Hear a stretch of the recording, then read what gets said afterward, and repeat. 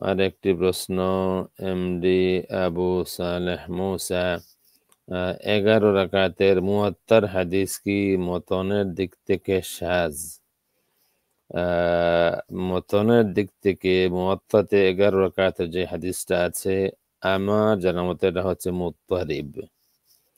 এটা শায নয়, এটা মুত্তারিব। এটা আমার জানা মতো বললাম, মুত্তারিব এটা। কারণ মোহাম্মদ ইবনে ইউসুফ থেকে 3টি রাওয়ায়াত পাওয়া যাচ্ছে, 11, 13 এবং 21, এবং 3টারই সনদ সহিহ আমার জানা মতে। কেউ কেউ 13 রাকাতের যেটা আছে সেটাকে যায়ীফ বলতেছেন মুহাম্মদ ইবনে ইসহাকের কারণে, কিন্তু সেখানে তাহদিস আছে, আনা নাই। মুহাম্মদ ইবনে ইসহাক বলেছেন হাদ্দাসানি।